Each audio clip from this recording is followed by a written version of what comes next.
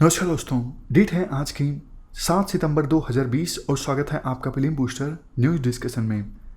First important article Vishnupad temple के बारे में है। कहाँ पर है ये मंदिर? ये बिहार के गया में है। सुर्खियों में क्यों आया है? पटना की हाईकोर्ट ने उस प्राइवेट बॉडी को लताड़ लगाई है, मतलब धमकाया है उस प्राइवेट बॉडी को जो इस मंदिर को मैनेज करती है। पटना हाईकोर्ट ने कहा उस प्राइवेट बॉडी को जो इस मंदिर को मैनेज करती है कि भैया हर साल लाखों भगत आते हैं इस मंदिर में अपनी श्रद्धा को अर्पित करने के लिए, आप इस मंदिर को ठीक से मैनेज क्यों नहीं करते हो? तो इसलिए ये जो मंदिर है वो सुर्खियों में आया है।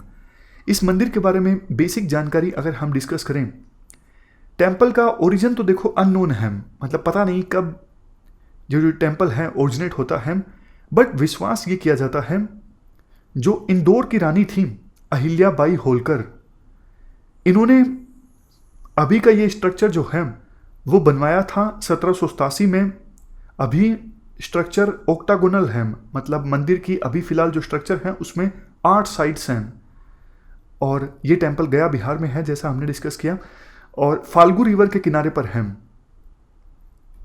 मंदिर देखो फुटप्रिंट्स के लिए फेमस है। ये आप तस्वीर जो देख रहे हो 40 सेंटीमीटर लंबे ये फुटप्रिंट्स हैं और इन फुटप्रिंट्स में 9 सिंबल्स हैं जैसे शंख, चक्र, गदा, ये सब सिंबल्स फुटप्रिंट्स पर हैं। चलते हैं आगे। अगला article the young child outcomes index and the young child environmental index के बारे में है। ये इंडेक्स किसने जारी किए हैं? देखो एक एनजीओ है मोबाइल क्रैचेज, इस एनजीओ ने ये इंडेक्सेस जारी किए हैं as a part of state of the young child in India report. फिर से बोलता हूँ, इस एनजीओ के द्वारा जिसका नाम है मोबाइल क्रैचेज, एक रिपोर्ट जारी की गई है state of the young child in India report, और इस रिपोर्ट के पार्ट के तौर पर 2 इंडेक्सेस जारी किए गए हैं, एक the young child outcome index और दूसरा यंग चाइल्ड इन्वायरमेंट इंडेक्स। तो पहले बात करते हैं यंग चाइल्ड आउटकम इंडेक्स की। देखो 2005-2006 ये पहला पीरियड और दूसरा पीरियड 2015-2016, इन 2 पीरियड्स के लिए इस इंडेक्स को कंस्ट्रक्ट किया गया है ताकि विभिन्न राज्यों के बीच एक अच्छा कंपैरिजन हो सके और ये भी पता लगाया जा सके over the period of time विभिन्न राज्यों ने क्या प्रोग्रेस की है। ये इंडेक्स मेजर करता है बच्चों में हेल्थ का क्या लेवल है, न्यूट्रिशन का क्या लेवल है और कोग्निटिव ग्रोथ का क्या लेवल है, मतलब क्या बच्चों में समझने की शक्ति डेवलप हो रही है या नहीं। कौन से इंडिकेटर्स की सहायता से? इंडिकेटर्स जैसे infant mortality rate, stunting, net attendance at the primary school level, ये इंडिकेटर्स हैं जिनके आधार पर आउटकम देखी जाती है कि बच्चों की हेल्थ कैसी है, न्यूट्रिशन लेवल कैसा है और कोग्निटिव ग्रोथ हुई है या फिर नहीं हुई है। वैसे आप ये बताइए इन्फेंट मोर्टेलिटी रेट का क्या मतलब होता है? देखो मान लीजिए 1000 बच्चों का जन्म हुआ, 1000 में से कितने बच्चों की डेथ हो गई 1 साल की एज अचीव करने से पहले ही, वो होता है इन्फेंट मोर्टेलिटी रेट। और स्टंटिंग का क्या मतलब होता है? स्टंटिंग में ये होता है एज के हिसाब से बच्चों की हाइट नहीं बढ़ पाती। तो यंग चाइल्ड आउटकम इंडेक्स के बारे में हम बात कर रहे थे। टॉप स्टेट्स हैं केरला, गोवा, त्रिपुरा, तमिलनाडु, मिजोरम, ये टॉप 5 स्टेट्स हैं बच्चों के वेलबींग के मामले में। और बिलो एवरेज स्टेट्स इस प्रकार से हैं असम, मेघालय, राजस्थान, छत्तीसगढ़, मध्य प्रदेश, झारखंड, उत्तर प्रदेश और बिहार। इन राज्यों ने बच्चों की वेलबींग के मामले में जो एवरेज है कंट्री का उससे खराब परफॉर्म किया है। अब बात करें दूसरे इंडेक्स की, यंग चाइल्ड इन्वायरमेंट इंडेक्स। ये इंडेक्स देखो समझने की कोशिश करता है कौन सी ऐसी पॉलिसी या फिर कौन सा ऐसा इन्वायरमेंट है जो कि बच्चे की वेलबींग को इन्फ्लुएंस करता है। ये इंडेक्स जो है 2015-16 के लिए कंस्ट्रक्ट किया गया है क्योंकि पहले का डेटा मौजूद नहीं था, पुराना जो डेटा है वो अवेलेबल नहीं था। मेनली देखो ये इंडेक्स 5 पॉलिसी इनेबलर्स को आइडेंटिफाई करता है, इस्तेमाल करता है, जिससे बच्चे की वेलबींग की जो आउटकम है वो प्रभावित होती है। और कौन से ये 5 पॉलिसी इनेबलर्स हैं?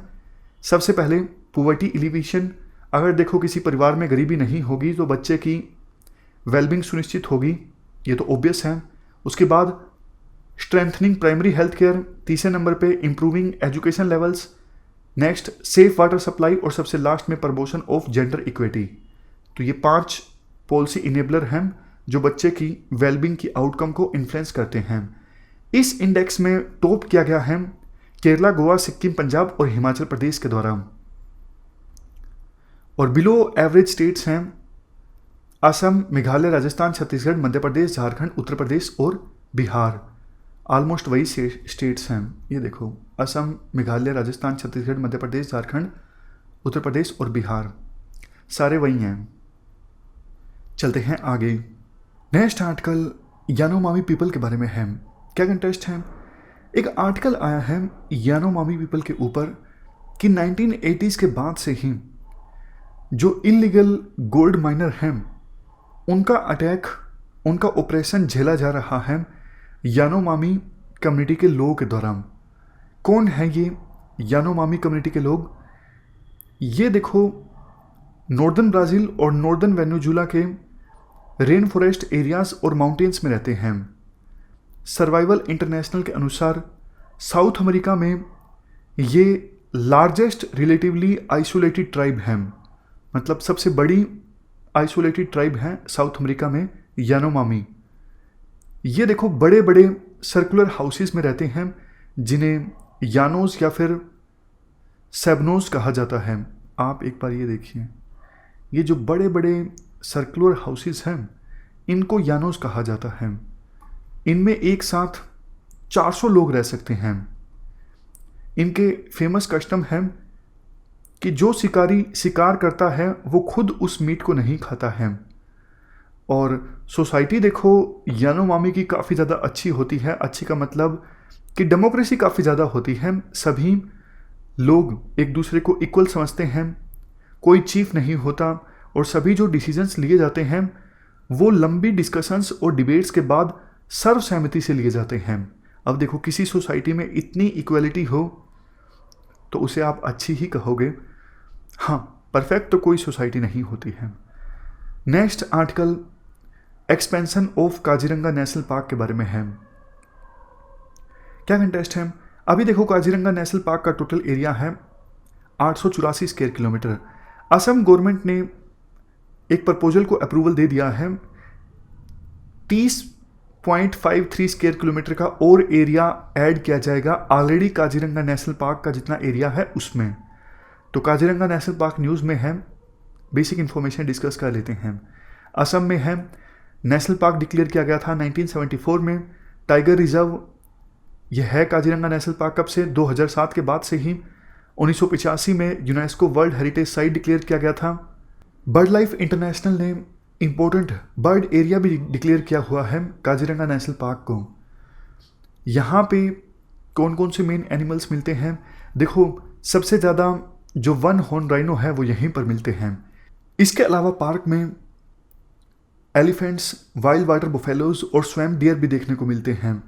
मतलब अच्छी खासी पॉपुलेशन है एलिफेंट्स की भी, वाइल्ड वाटर बुफेलोज और स्वैम्प डियर्स के भी। जो कंजर्वेशन एफर्ट्स लगाए जा रहे हैं वाइल्ड एनिमल्स को प्रोटेक्ट करने के लिए, कंजर्व करने के लिए, उन एफर्ट्स का ज़्यादा फोकस देखो 4 स्पीसीज पर है: rhino, elephant, royal Bengal tiger और सबसे लास्ट में एशियाटिक वाटर बफेलो। वनस्पति की अगर बात करें, यहाँ पर टाल एलिफेंट ग्रास, मतलब ऊंची ऊंची एलिफेंट ग्रास देखने को मिलती है। मार्शलैंड काफ़ी घना ट्रॉपिकल मॉइस्ट ब्रॉडली फॉरेस्ट। और मेनली देखो 4 रिवर्स काटती हैं, एक पैटर्न बनाती हैं इस नेशनल पार्क में इस प्रकार से, और जिसमें से सबसे मेन है ब्रह्मपुत्र।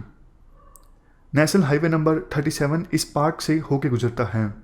इसके बाद हमारा next article international atomic energy agency के बारे में है। क्या कंटेस्ट है? ईरान ने इंटरनेशनल एटॉमिक एनर्जी एजेंसी के इंस्पेक्टर्स को एक्सेस दे दी है 2 में से एक साइट विजिट करने पर, जहां पर 2000s में, यानी 2000 से लेकर 2010 के बीच का जो समय था, वहां पर अनडिक्लेयर्ड न्यूक्लियर एक्टिविटी हुई थी। हम बात करें इंटरनेशनल एटॉमिक एनर्जी एजेंसी की, इन्हें atoms for piece and development भी कहा जाता है। इसको इस्टेब्लिश किया गया था 1957 में। वैसे तो देखो ये यूनाइटेड नेशंस से अलग ही इस्टेब्लिश हुई थी और इसे इस्टेब्लिश भी यूनाइटेड नेशंस के हेडक्वार्टर में ही किया गया था, लेकिन ये रिपोर्ट करती है यूनाइटेड नेशंस जनरल असेंबली को भी और यूनाइटेड नेशंस सिक्योरिटी काउंसिल को भी। तो आप यूँ तो नहीं कह सकते कि ये जो IAEA है ये UN का पार्ट है, बट रिपोर्टिंग की जाती है यूनाइटेड नेशंस जनरल असेंबली को और यूनाइटेड नेशंस सिक्योरिटी काउंसिल को। हेडक्वार्टर वियना ऑस्ट्रिया में है। International atomic energy agency world की सेंट्रल इंटरगवर्नमेंटल फॉर्म है न्यूक्लियर फील्ड में साइंटिफिक और टेक्निकल कोऑपरेशन के लिए। ये ऑर्गेनाइजेशन मेंबर कंट्रीज के साथ मिलकर काम करती है या फिर दूसरे जो पार्टनर्स हैं उनके साथ मिलकर काम करती है, ये इंश्योर करने के लिए न्यूक्लियर टेक्नोलॉजीज का सेफ, सिक्योर और पीसफुल तरीके से इस्तेमाल हो। न्यूक्लियर एनर्जी के पीसफुल यूज़ को प्रमोट करना और न्यूक्लियर एनर्जी का इस्तेमाल ना हो डिस्ट्रक्शन के लिए, ये काम है इंटरनेशनल एटॉमिक एनर्जी एजेंसी का। टोटल मेंबर्स की संख्या है 171 और इंडिया भी देखो 1957 के बाद से ही मेंबर है इंटरनेशनल एटॉमिक एनर्जी एजेंसी का। ये कुछ प्रोग्राम्स हैं इंटरनेशनल एटॉमिक एनर्जी एजेंसी के। Programme of action for cancer therapy, human health programme, water availability enhancement project, international project on innovative nuclear reactors and fuel cycles 2000। तो ये थी हमारी आज की डिस्कशन। अब लास्ट में देख लेते हैं कितना आपको याद है। 4 स्टेटमेंट्स हैं आपके सामने, आप मन में सोच लीजिए कि कौन सी स्टेटमेंट सही है, कौन सी गलत है। क्या विष्णुपद टेम्पल केरला में है? गलत, बिहार के गया में है। इंटरनेशनल एटॉमिक एनर्जी एजेंसी, इसको इस्टेब्लिश किया गया था 2000 में और ये हेडक्वार्टर है, इसका हेडक्वार्टर है वियना ऑस्ट्रिया में। गलत, क्योंकि इस बॉडी को इस्टेब्लिश किया गया था 1957 में, ना कि 2000 में। हेडक्वार्टर तो देखो वियना में ही है, इसमें कोई दिक्कत नहीं है, बट 1957 में ये ऑर्गेनाइजेशन इस्टेब्लिश हुई थी। काजीरंगा नेशनल पार्क ये असम में है और वर्ल्ड के सबसे ज़्यादा वन हॉर्न राइनो यहीं पर मिलते हैं। सही स्टेटमेंट है ये। लास्ट स्टेटमेंट, यानोमामी पीपल कहाँ पे हैं? अफ्रीका में रहते हैं। गलत, साउथ अमेरिका में रहते हैं यानोमामी, ना कि अफ्रीका में। साउथ अमेरिका की एक ट्राइब है। तो हमारी आज की इस डिस्कशन में इतना ही है। Thank you very much for discussion.